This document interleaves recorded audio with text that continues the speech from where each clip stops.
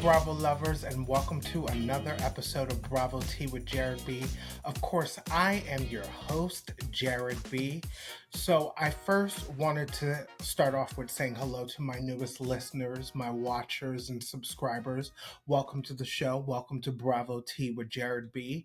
Now, it's been a minute since my last recap episode, and a lot has happened. So before I get into the Bravo news, before I get into my recap of the Real Housewives of Atlanta, the reunion part 1, and before I get into my recap of the Real Housewives of New York City, let's rewind a bit. That was a terrible rewind. So on Saturday night, August 26th, I got a notification on my iPhone, and I saw that it was Rachel/Raquel Leviss, and she commented on my Instagram reel about her interview with Bethany Frankel that was posted about 2 weeks prior to when Rachel commented. So in this comment, she acknowledged my criticism of her and took ownership of her behavior on Vanderpump Rules. And honestly, it was the kind of response that most of us were hoping for in her interview with Bethany Frankel. Now, I had to look at my phone multiple times because I was like, I know she didn't really message me, or I know she didn't really comment on my Instagram reel, especially mine. I had no followers at the time, maybe 112, and most of them were my friends and family and some strangers, new listeners to the show. But I was in shock. But I was like, you know what? Why hate on her when she's already received so much hate? Let me give her some words of encouragement. And that is the comment you saw back from me, wishing her well and just hoping that she takes the time to work on herself for herself and no one else. I also encourage her to travel the world, because one thing I know about traveling the world is that really gives you a chance to see who you are, especially if you do solo travel. I took a trip for my 30th birthday last year to Costa Rica for 6 days by myself. First time in this country, rented a car, and it was the most enlightening trip that I've ever been on. It changed my life. It healed me in some ways. And that is what I want for Rachel. So that is why I responded the way I did to Rachel. Encourage her, show her love. So 24 hours later, everything got crazy. My friend Caitlin from Besties by Bravo, shout out to Caitlin, she posted about Rachel's comment that was on my Instagram reel. And from there, everything blew up. Other Bravo accounts posted about it. Many reached out to me. Many of them told their followers to follow me. Like, the block was hot. My phone was going off. My Instagram notifications were it was vibrating every second. So I even had to turn off my Instagram notifications. It was becoming so overwhelming.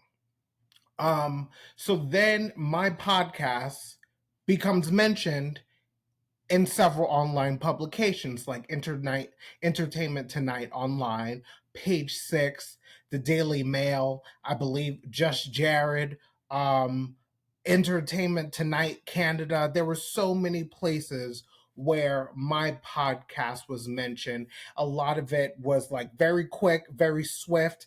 And now that it's a little over a week later, no one really cares about me and we're back to normal. But I do want to say shout out to all my new followers on Instagram at Bravo Tea with Jared B. If you are listening and you have not followed me, follow me on that Instagram page. I'm also on Twitter at Bravo T with JB, not Jared B, but JB on Twitter. I'm also on TikTok, and this show is also on YouTube, so subscribe there. And if you were listening, on Apple Podcasts, on Spotify, on iHeartRadio, any place you listen to your favorite podcasts, make sure that you subscribe, that you download, you leave us some reviews. I greatly appreciate the assistance, the support, the love. Listen, let's take Bravo Tea with Jared B to the moon. okay? And let it not come back down the earth. So before I get to my Bravo news, I have to mention all the Bravo pages that showed me love, support, and boosted my account. I have to, of course, start off with Besties by Bravo, Glorified Gossip Girl, Reality Ops, Bravo Betch, Vicky is Orange, Bravo BFF, Pump Rules, Comment by Bravo, Bravo Snark Side, Bravo with Black Girls, Red and Receipts, and Bravo by Night underscore. Shout out to all of you for all the support, all the love. I greatly appreciate it. It means the world to me, truly. It means the world. So let me take a sip of my water because we're going to get into some Bravo news.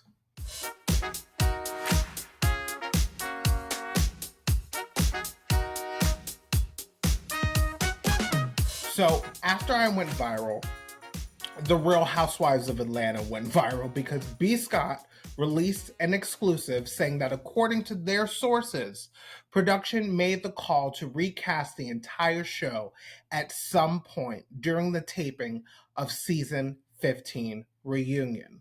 They went on to say a source close to production tells us that Bravo is beyond thrilled with the reception of the recently rebooted Real Housewives of New York, so they're fully on board with production's decision, to recast the Real Housewives of Atlanta. Casting for fresh new peaches is already underway. We're told production has been quietly reaching out to managers and agents looking for new girls. There's no interest in bringing back any old faces either. Not Portia, not Kim Zolciak. Then a day after that, the script kind of flipped. The day after that, the Jasmine brand reported that the only peach holders production is interested in for season 16 are Candy Burris, Kenya Moore, and She by Sheree Whitfield. Then after that, maybe the next day after that, Bravo released a statement saying that there have been no decisions that have been made with regards to the cast for season 16 of The Real Housewives of Atlanta. So at this point, I'm like, well, what do we believe? It looks like we're just going to have to wait to see what Bravo says, when they announce the cast for season 16 of The Real Housewives of Atlanta. Now, personally speaking, I don't think the whole cast needs to be fired. I really don't. I think production needs to start with these four names, okay? And that's Candy, that's Kenya, that's Sheree, and that's Portia. These are my core four. Okay? I need Atlanta to be funny again. I need genuine friendship again.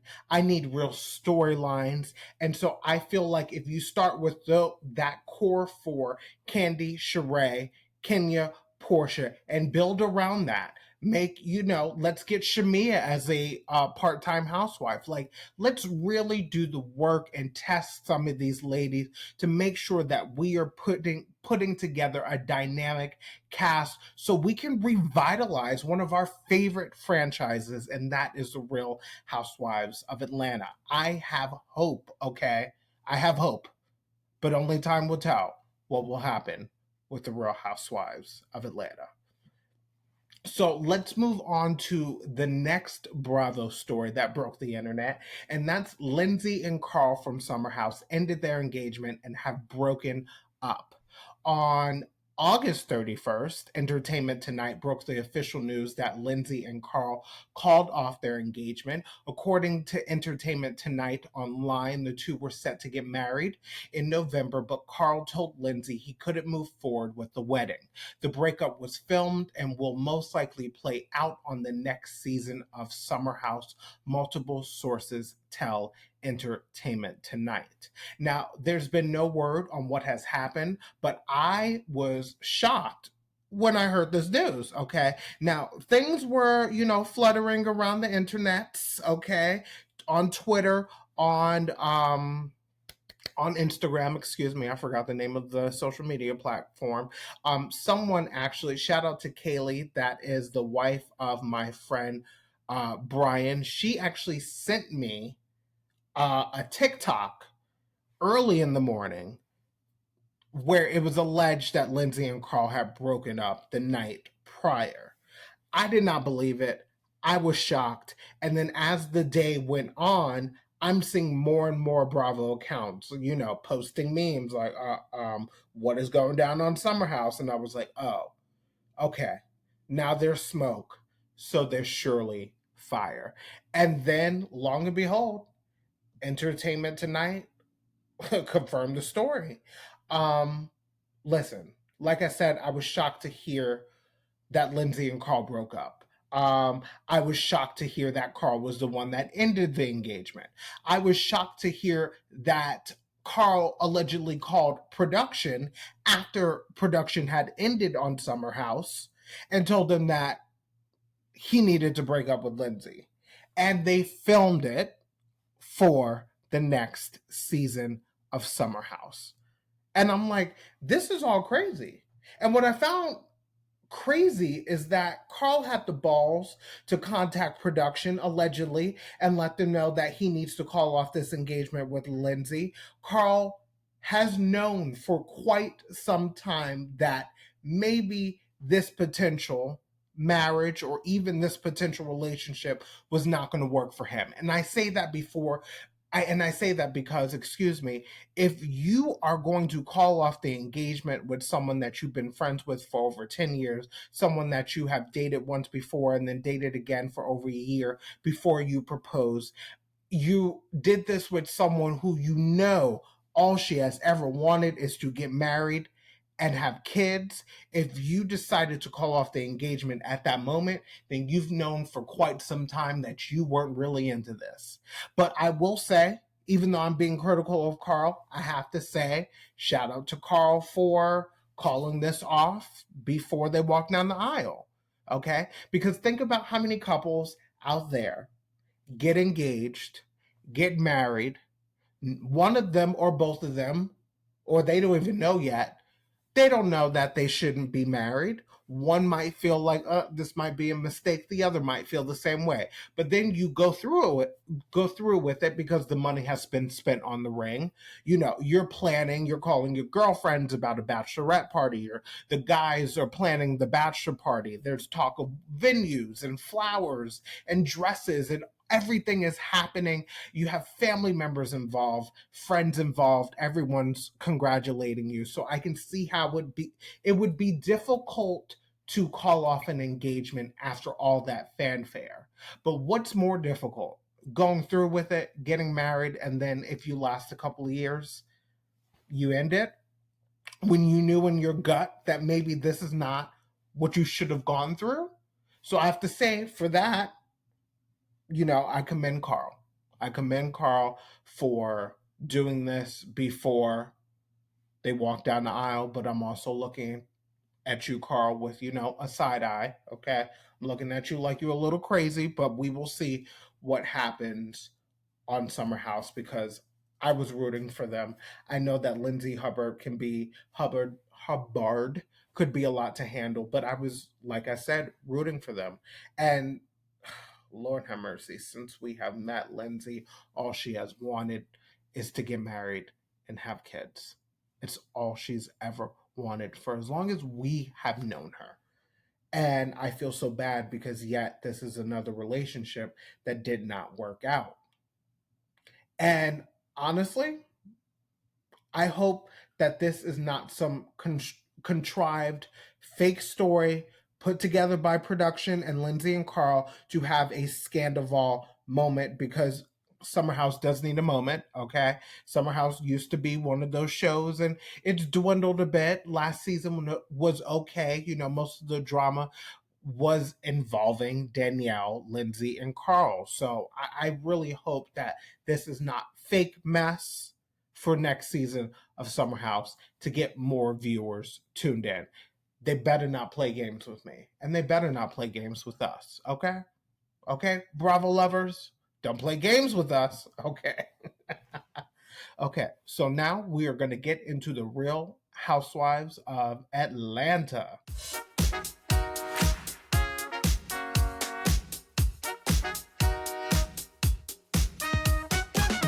So this is season 15, episode 17, The Reunion, part 1. So I'm breaking up this reunion episode into segments. So, just bear with me. So of course the reunion start with Andy greeting the ladies and he asks how everyone's doing and two notable things are pointed out. Sheree was having some breathing issues, so she decided to get a rhinoplasty. And Sanya Richards Ross is expecting a baby. So I want to say congratulations to Sheree on her new nose and healing those breathing issues. Shout out to God. Hallelujah. And congratulations to Sanya and Ross on expecting their rainbow baby. If you don't know what a rainbow baby is, Google it.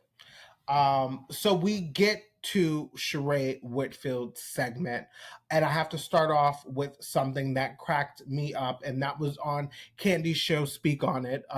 Candy and Drew said that Sheree's new face makeup, it's giving Drew, it's giving single black female, and Andy was like, well, that's a compliment. And Sheree was like, if I were Drew, I would have been insulted because that was one of my worst pictures. I was like, oh my gosh, Sheree Shady Ass Whitfield. Okay. Okay. And then Andy, of course, asked a shady viewer question about Martell allegedly philandering his way through the streets of Huntsville, Alabama, and notices how Sheree said when, please notice that when Martell, oh my gosh, lost my train of thought.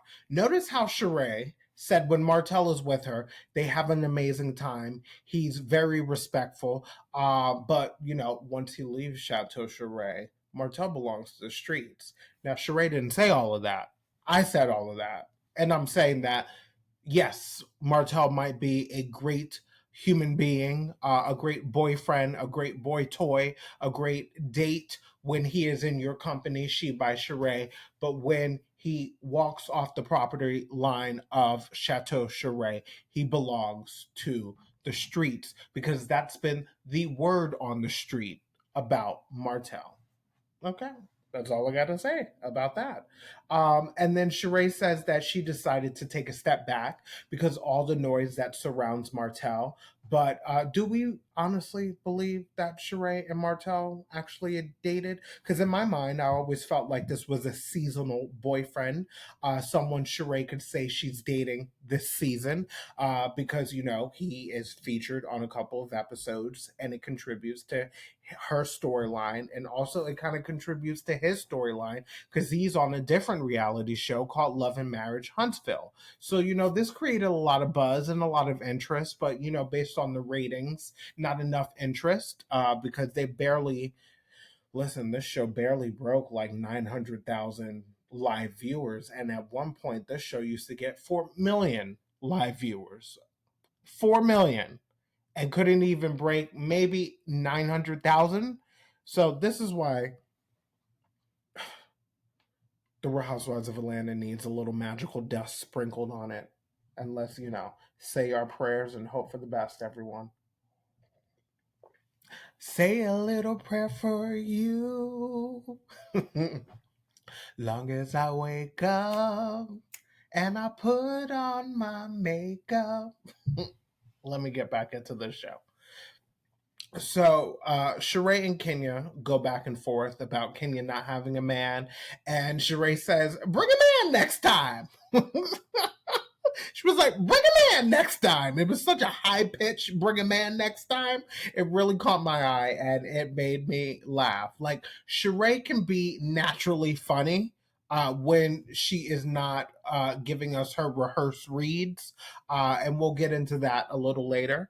But things get interesting. And Andy asks Kenya if her divorce from Mark Daly is finalized. And Kenya mentions that Mark filed contempt of court charges against Kenya, which I mentioned a couple of episodes ago in my Bravo News segment on the show, and how Mark cited that moment this season when Marlo was kicking Kenya's hotel room door saying, "Summer, Summer, Kenya, Summer more." like a psychopath, Summer. And so Marlo was kicking Kenya's hotel room door in Birmingham, and it was also mentioned, how their daughter Brooklyn was in an unsafe situation. Then we had Marlo respond, and she says that she apologizes for Brooklyn being involved in their bullshit. That was Marlo's apology. Now, on a scale of 1 to 10 in apologies, I would give this a 5.7 because there is an apology there. There is. Somewhere, I would have loved, maybe liked Marlo to call Kenya privately when that story came out about, because the story was everywhere. Might I add, it was everywhere. But also, I would have loved an apology from Marlo in this moment by saying, I apologize for my behavior. I did not know that your daughter was in that room, but regardless of whether she was in there or not, my behavior was wrong. And I sincerely apologize. And I hope that you can find it in your heart to forgive me. That is an apology, Marlo Hampton, not that half-ass apology that you gave to Kenya. So then we have a moment. Kenya pulls a paper from the couch cushion and hands Andy a paper saying, "This is a subpoena for Marlo to appear in court." And then I gasp. I was like, oh snap, not a subpoena. Then Andy Cohen points out that this subpoena was blank. It wasn't even filled out. And I was like, oh lordy, okay, oh lordy. Because this is when I first started to notice the props and the hijinks that were starting at the reunion. So after this moment, I'm like, okay, did Kenya, an assistant, a producer, go on the www dot and Google a subpoena template and not even fill out the information? Like, what was this? Okay? What on earth was this? And why even go through with this moment if it's not going to be a real moment where Marlo would have been served a real subpoena? This could have been a reunion moment for Kenya Moore, but it fell flat, and it fell flat tragically. Because now, when Kenya goes on with accusing Marlo of being in contact with Mark Daly, as this was uncovered during the discovery phase of their divorce proceedings, this accusation has less power and less validity in the eyes of us, the viewers, because of that failed and fake subpoena situation. I just got to be honest. Love you, Kenya, but I have to keep it real. Now, I've said this throughout the season that Kenya's storyline has been lacking. Now, I'm not sure if this is because production cut her scenes out, and it would have been because it would have been nice to see her discuss these divorce proceedings with Mark Daly, because they have been all over the internet. I have mentioned that in previous episodes of Bravo Tea with Jared B. But also, we get a 4-second clip in this reunion of Kenya's new salon here in Atlanta. Then the episode prior, the season finale, we get another clip of Kenya Moore's new salon here in Atlanta. So I'm very confused. Like, maybe the rumors are true. Maybe they are phasing Kenya Moore off the show. I don't know what's going on, but I would have loved more from Kenya Moore this season. And maybe Kenya Moore gave us more, and maybe it was all edited out. But we will never know, will we? So then we get into Sheree having a strained relationship with paying her bills. Then Sheree deflects this to Candy about not paying her bills. And then Candy says those designs that we saw on the She by Sheree fashion show were never sold on her website. And then Sheree goes into a tangent about how the floors of Old Lady Gang are greasy and they need to be cleaned. And I'm like, okay, is this it? Is this all you have, Sheree? Is she talking about the seated area of the restaurant? Are those floors greasy? Or is she talking about, where the kitchen is? And because that would make sense for the kitchen floor of a restaurant where there is Southern soul food being made for the floors to be a little greasy, as long as it's not, a safety hazard for, the people working behind the kitchen or in the kitchen. Um, but here's the thing. I don't know if Sheree, instead of like saying clean your greasy floors, I don't know, because I don't know if you guys knew this, but like maybe a couple of months ago, one of Candy's restaurants failed their health inspection. So like I'm not sure if that is where Sheree Whitfield was trying to go, but she couldn't remember this possible rehearsed read. So she went for, clean the floors of Old Lady Gang. Like I'm unsure. Um, Listen, I love Sheree, but Sheree oftentimes, can't hold her own in a verbal spar. Sheree loses her words, and then she starts stuttering, and sometimes she can't complete sentences anymore. And this is when things start to look performative for Sheree, she by Sheree Whitfield. And then I just about died when Candy paid Sheree a compliment by saying, because talking about the work that Sheree has allegedly had done to her face, Candy's like, you look much better. You look much better. And then Candy proceeds to call Sheree a low down, dirty, nothing ass bitch. And I'm like, okay, Candy, okay. I enjoyed that moment. It came out of nowhere, but you know what? According to Candy, Sheree is a low down, dirty, nothing ass bitch. Ding! But then this whole spectacle is not even over. Then Sheree hands out pamphlets of She News, a daily or weekly newsletter. And this is the moment where I was like, okay, things are going off the handles. Things are going off the rails. The Real Housewives of Atlanta has officially jumped the shark with the She News moment. Because what is this? What is this? It felt performative. It felt like a spectacle. Like it felt like I was watching the parody of a reality show about the Real Housewives of Atlanta and not the actual Real Housewives of Atlanta. I don't know if you guys agree with me. Let me know in my DMs on Instagram. Let me know how you feel. So then the spectacle continues. Andy asks Sheree if She by Sheree has turned a profit, and we find out that it has not. Now, this is common. Sometimes it takes 2 to 3 years for a business to turn a profit. So this is not an uncommon thing, for new businesses. But the problem is that Sheree acts like She by Sheree is this massive success. It seems like she kind of spends money like it's this massive success. Remember the sip and see for her daughter, her son's daughter, her glam baby, there was no budget. Okay, listen, I'm not trying to count Sheree's coins, but if you have an iffy relationship with paying your bills on time or paying them at all, maybe the cash flow is not flowing. That's all I gotta say. So then we move on to Drew Sidor's segment.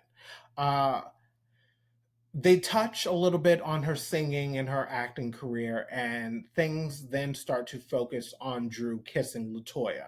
And I don't even know why this is still being discussed, because I believe Drew and Latoya kissed. I don't care anymore. It really doesn't matter, but I believe they kissed. Latoya has already confirmed this. You can check Twitter for the video, my Twitter at Bravo T with JB, where I tweeted a video of Latoya on Candy Speak On It YouTube show where Latoya did confirm, yes, they did kiss. Okay? Let's be the last time we have to hear about this.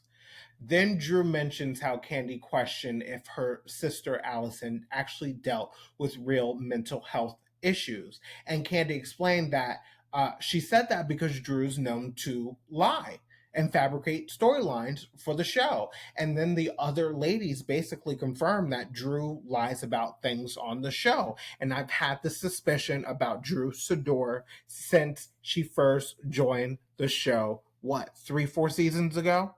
I've said many times on the show that Drew's storyline feels phony, fake, and self produced.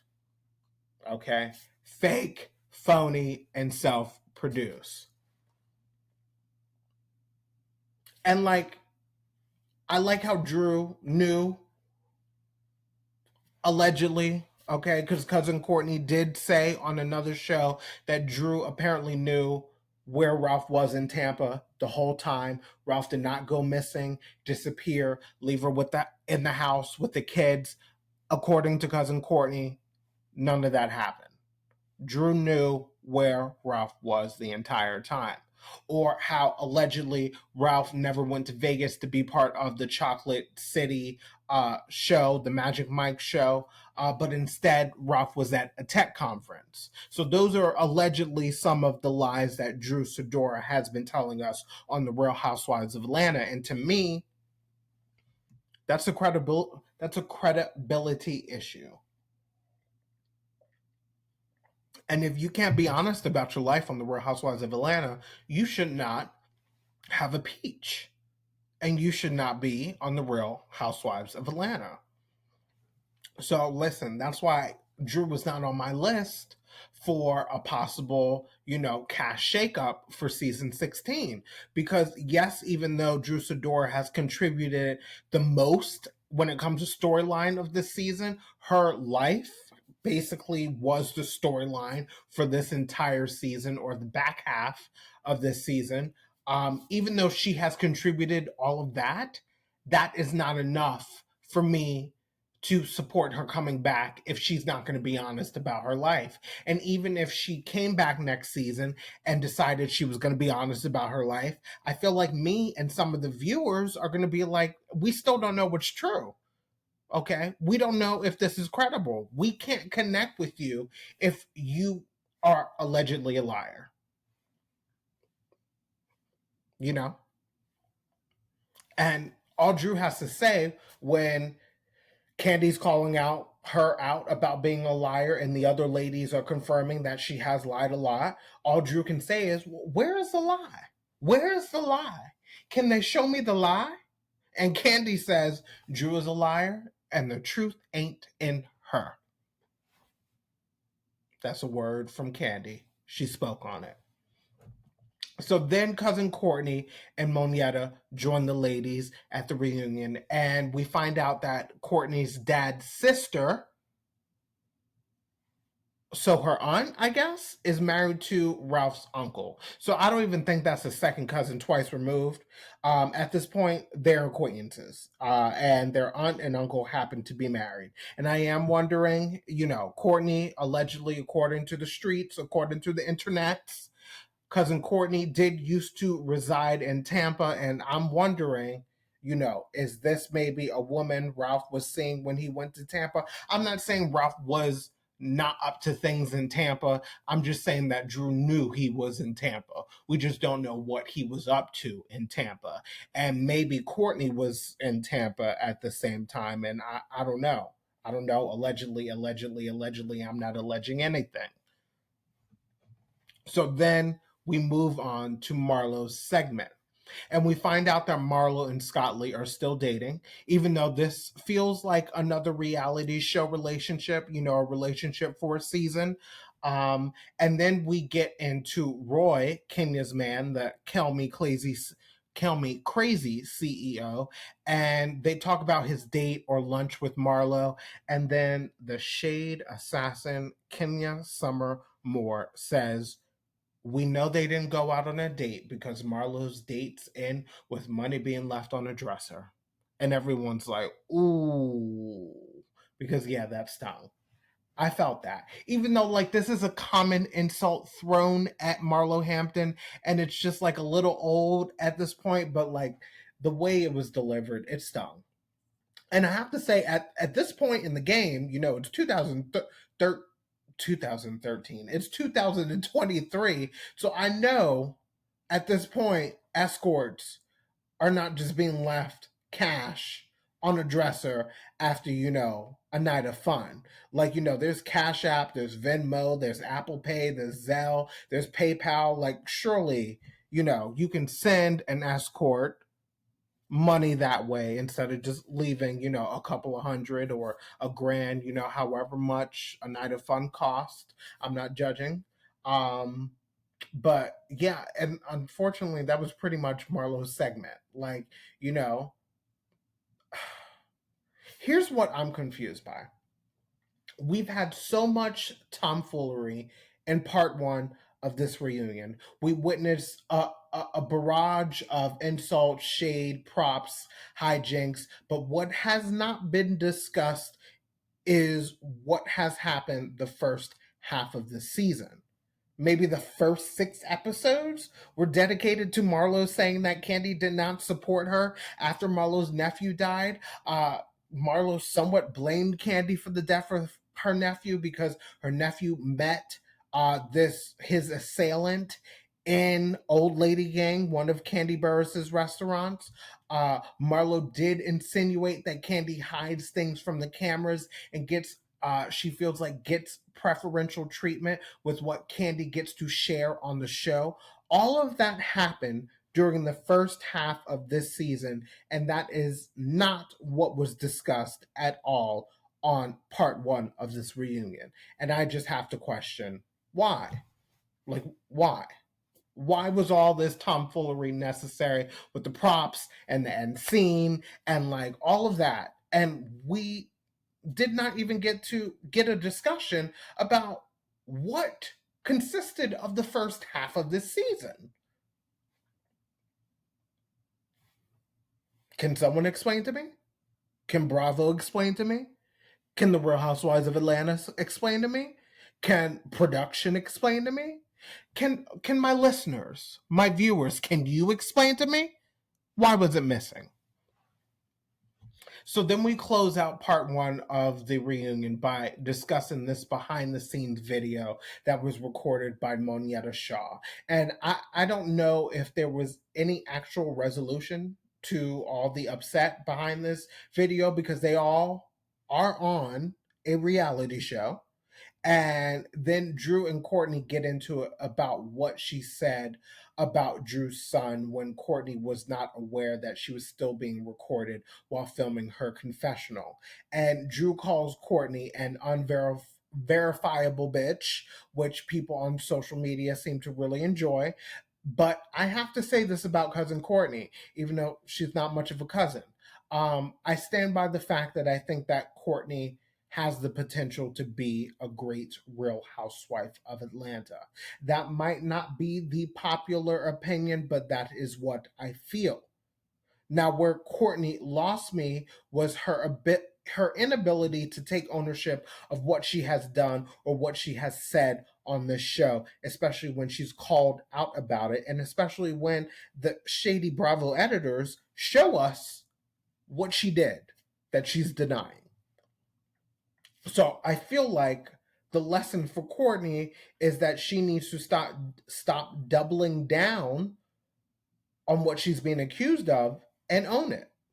Because we, the viewers, like accountability. We might not like you, might not F with you, but we respect some sort of accountability. And that's honestly my only critique of cousin Courtney. Not every one of these ladies are going to be our favorite. Let me repeat myself. Not every one of these ladies are going to be our favorite. It's about what you're capable of doing on camera.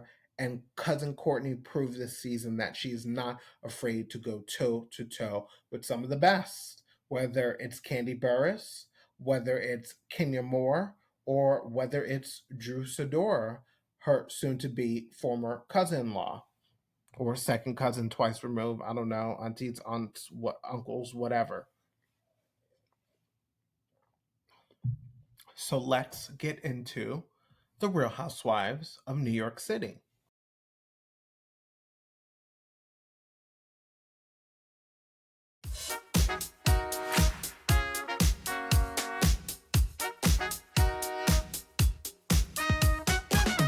So this is season 14, episode 8, titled Business Classy. And it is the holidays in New York City. If you are new to listening to this show or watching this show, I am originally from Long Island, New York, even though I've lived in Atlanta for, I guess, 20 years, maybe a little more. Um, but I love New York. My family's in New York, my family's in New Jersey, and I love New York City during the holidays. It is so festive. Nowadays, there's not much snow during the holidays, but like the city like comes alive and all the decorations are beautiful. And so I love New York City during the holidays. But Sai, you see how I just like turned into a child thinking about New York City during the holidays? I'm like, ooh! But Sai and Uba meet up to go shopping for their trip to Anguilla. Is it Anguilla or Anguilla? I probably should have Googled that. But Sai and Uba sit down for a chat, and Sai expresses that although Jenna Lyons' gift giving is a great gesture, Sai feels like there are some ulterior motives to Jenna giving Jenna Lyons centered products and collaborations. Now, I can understand where Sai is coming from just a little bit. Sai thinks that they are given these gifts from Jenna to so they can promote on social media. But my question is, what if Jenna is just trying to create some brand awareness for the show, or because housewives promote products all the time on this show? Like, it's not really such a big deal for me to see a housewife promote their products on these shows. It's just blatantly obvious what Jenna is doing, and maybe Sai doesn't realize like this is the name of the game. And I hate to say it, but Jenna's Bethanying the situation. And at least these are not just Jenna Lyons products. These are collaborations with some of her friends, small businesses, possibly. These are businesses, of black and brown women, other minorities, people from other marginalized communities, So let's not just assume Jenna Lyons is giving these gifts solely for her benefit. Okay, Sai, I just need you, to give Jenna a break. And then Sai gets into her spat with Aaron, and I love that Uber told Sai immediately that it was shitty of her to leave Aaron's anniversary party, and Sai could have ordered some food, even though you can't really order food to an anniversary party, because then someone sees DoorDash or Uber Eats walking in, and people are like, Aaron and Abe is going to be like, well, we paid for food, who ordered food? So that could have been a situation in itself. So I don't know about that, Uba, but Sai could have stuck around to at least tell Aaron, thank you for having me. I will see you another time. And I feel that Uba is the kind of friend that we all need in our corner, because Uba kept it real with Sai. You shouldn't have left the party. You could have ordered some food. I don't think so. Or you could have eaten beforehand.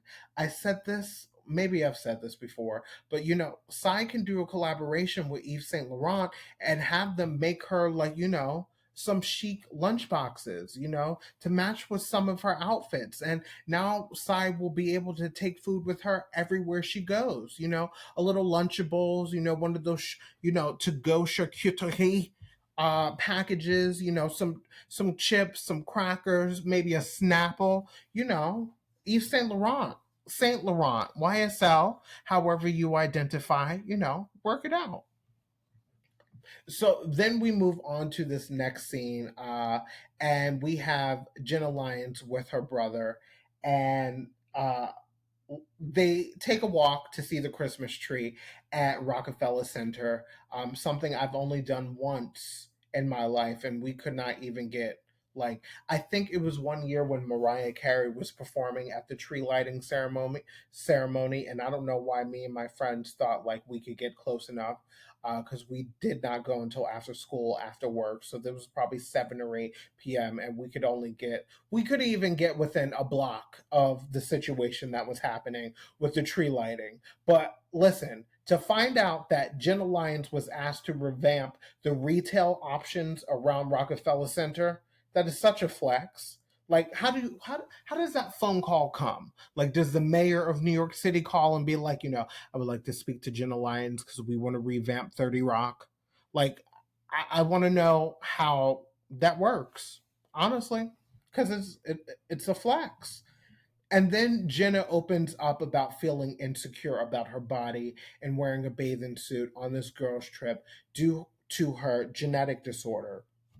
And to me, what I find interesting about Jenna Lyons is that she feels like such a fish out of water on this show. It's almost like she's too big for the show, even though she's not like a major name. Like, not everyone knew who Jenna Lyons was when she joined the show. We certainly know who she is now, and she definitely is an accomplished woman. But here we have Jenna Lyons, who is accomplished, well connected, and well known in the world of fashion. And she just so happens to be on the show called The Real Housewives of New York City, where she is navigating being friends with these women.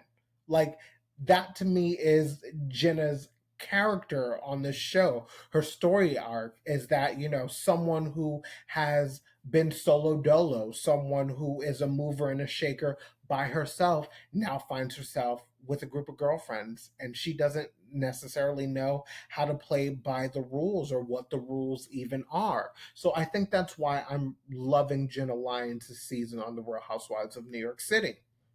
But then we jump to Los Angeles, the city of angels, where we get to meet Darius, Bryn's older brother.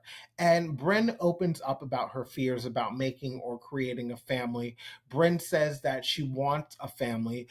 Maybe the marriage part is not for her because, if you watched last week and you saw that scene with Gideon where he was looking for a vintage car and they sat in a vintage Bentley and Gideon just looks smitten with Bryn, and so then I determined that Bryn is the runaway bride, as in Julia Roberts and Richard Gere. That movie, a great movie by the way.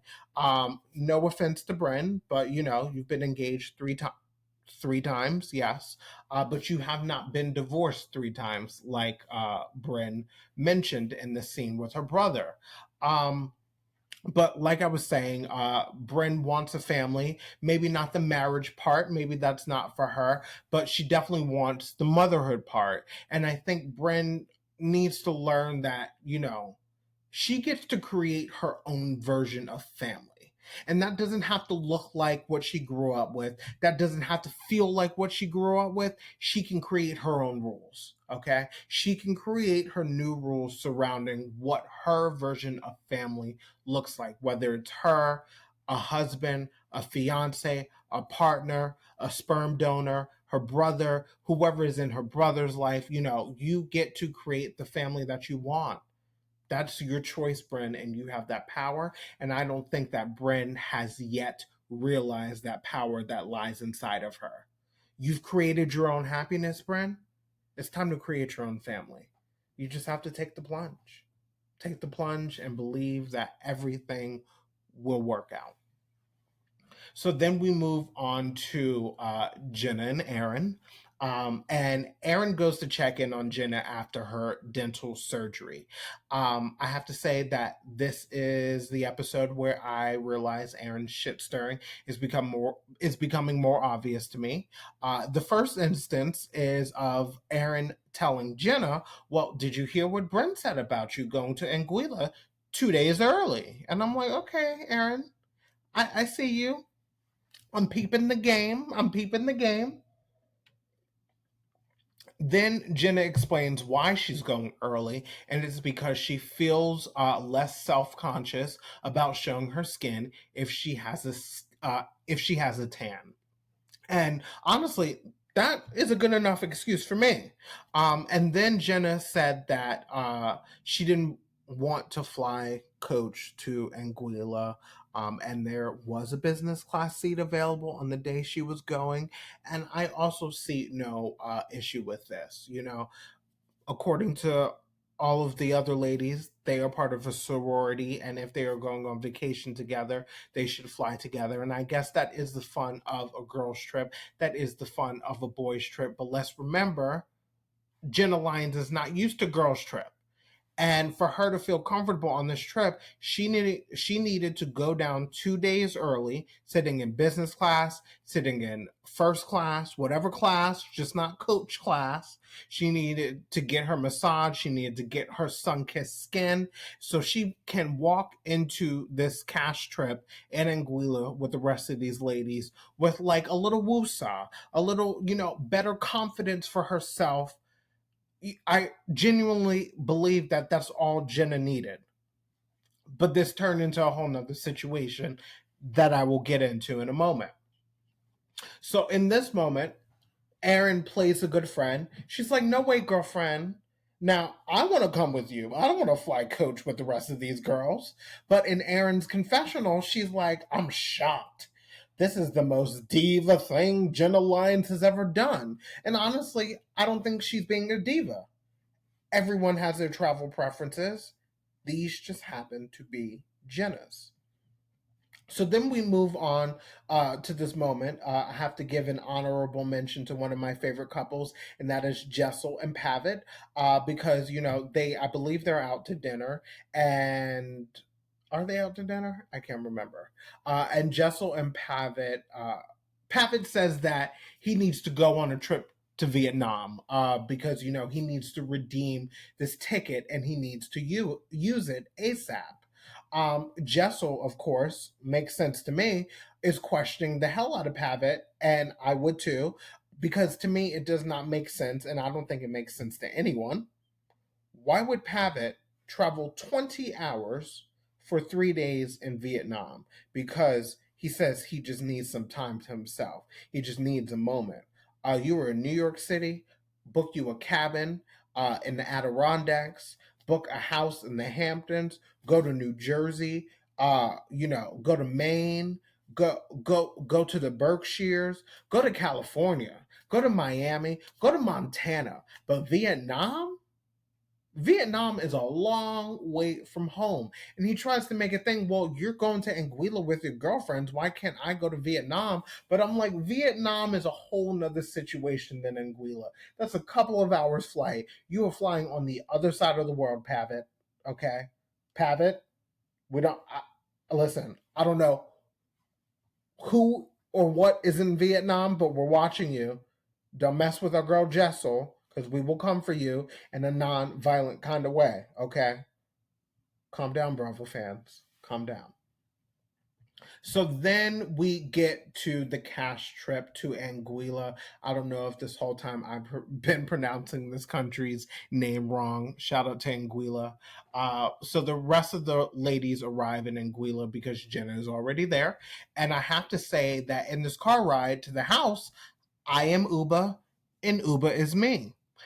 Because I'm very low maintenance when it comes to traveling with a group of friends. I don't mind sharing a room depending on who I share my room with, as long as I have my own bed. And listen, I don't mind having a big comfy couch to myself, and I will also bring my queen size blow up mattress, because 2 years ago when I visited one of my good friends Rico in Brooklyn, I was like, listen, I'm going to buy a blow up mattress. I'm going to send it to your place via Amazon, and that is what I'm going to sleep in your apartment. It worked out perfectly. I couldn't fit the blow up mattress in my luggage, so I said, here's my parting gift. And now other people that come to visit them can sleep on this, this nice and tall and plush pillow top blow up mattress. I don't have a deal with Amazon, but it's like, I think the brand is called King Size or King Brand, something like that. But I love that blow up mattress. So then the ladies choose their rooms and get settled, and leaves the worst room for Jenna. And I have to say, I'm not mad at it. I'm not mad at it, even though I have uh, vehemently defended Jenna for going to Anguilla 2 days early and wanting to fly business class and not coach. I also understand the name of the game, and the ladies being a little frustrated. They got to the villa first, so they will choose their rooms and they will leave, some would say the worst room for Jenna. I'm not mad at it. So then the ladies congregate outside, and Erin chooses this moment to show who she is. And Erin tells the ladies about visiting Jenna after her dental surgery and shares a tiny part, a smidget, about Jenna feeling insecure about her skin because that's the main reason why Jenna arrived early in Anguilla. But then Erin makes it seem like Jenna confided in her in a way and told her the real reason why she flew to Anguilla early is because she doesn't want to fly coach, which is not how she said it at all. But the way that Erin sets this up and makes Jenna look like a diva, makes Jenna look like an asshole, and it makes her look like a liar. Okay? That's the truth. I'm sorry. I'm stumbling over my words, but I'm feeling very passionate about all of this right now. So then Erin says in her confessional that she doesn't feel bad for telling them because Jenna said, she never had to say anything. Let me repeat that. Uh, Erin says in her confessional that she doesn't feel bad for telling them because Jenna never said not to. Sorry, brain fart, stumbled over my words. Um, I'm like on a tangent, and so like I'm also reading from my notes. Like I'm fully in uh this situation right now, and I kind of lost myself, but I'm I'm gaining my bearings back. Um, so then Jenna, or I guess Erin says in her confessional that Jenna doesn't know how to be open and honest because she's new to having a group of girlfriends. And I'm like, so Erin, this is what you do. You go and throw Jenna under the bus. And after she opened up to you about her insecurities from her genetic disorder, in hopes of what? Making Jenna feel comfortable with being in a friend group of girls now? You think that this is what that's going to accomplish? You think that what? You're going to teach Jenna a lesson about being in a friend group? Like, I'm not understanding the motive here other than to turn the girls against Jenna. And then the ladies sit down for lunch at the villa, and Sai had quite a food spread prepared for lunch. And so in this moment, I feel like Sai is saying, like, this is how you do a food spread, bitches. This is how you feed me. Um, and then the ladies start talking about Jenna because they are waiting for Jenna's arrival. And I blame Erin for this because she planted this seed. And then Bren goes on to how she feels like Jenna is disingenuous with her gift giving and how Jenna doesn't open up about her personal life. And then, of course, Jenna arrives to the villa, tanned, relaxed, and feeling good, but she has no clue she has just stepped into the lion's den. But then Jenna comes in, she comes into the house, she greets everyone, gives the hugs and the kisses. And listen, in this moment, I can't be mad at Sai De Silva because Jenna has not even sat down yet. And Sai is like, what's going on? How are you? Why didn't you fly here with us, by the way? And then she was like, and by the way, Erin told us that you didn't want to fly with us because you do not fly coach. You only fly first class. Okay. Sai came in ready for it. She was not playing games. And honestly, I appreciate Sai for this because I don't know if this conversation would have happened this soon if Sai didn't start it first. And then Jenna explains that she has scars on her skin and that she wanted to go to Miami around Christmas time, but her friend got a puppy, so she couldn't go. And then, she said she got her mouth done after that. So there was no time left. Now, I can't say that this was a great explanation. I really can't. Jenna, I'm a little confused. But Bren isn't having it. And Jenna's like, have you seen pictures of me on the red carpet showing skin? And Brenda's like, I don't look up pictures of you on the red carpet. Okay, Bren. See, that's that quick witted. That's that quick wit right there. Bren was ready, clocked in for a comeback, okay? And I love how Jenna was like, I know you've Googled me, and I know I don't show skin. That's what Jenna Lyons was saying. Google me, bitches, and then you'll see what I'm talking about. And then Jessel and Jenna have a chat after they all get ready to go to dinner. And Jessel was pretty much like, Jenna, how are you after what you just experienced? And Jenna like seems to be processing everything that just conspired upon her arrival to the villa in Anguilla, to the villa in Anguilla. That rhymed. I'm a poet and I didn't even know it. Call me Dr. Seuss Jr. Um, but Jenna's response is like opposite of how a housewife would normally respond because Jenna, I feel, is processing, that shakedown that she just experienced. And I feel like Jenna's a little bit more analytical and less emotional, like, a real housewife would be. But I believe that Jenna peeps Bren's game and Jenna's going to be ready to address it. And I can't wait to see how that all goes down on the next episode of The Real Housewives of New York. So that was it for you guys. I want to say thank you so much for the love, the support, the follows. Don't forget to subscribe to the show. Apple Podcasts, Spotify, iHeartRadio, Audible, Amazon Music, anywhere you listen to your favorite podcasts, your favorite shows. You can subscribe to us on YouTube. You can follow me at Bravo T with Jared B on Instagram, at Bravo T with JB on Twitter, at Bravo T with Jared B on TikTok. I'm also on Threads. I hope you all enjoyed today's show.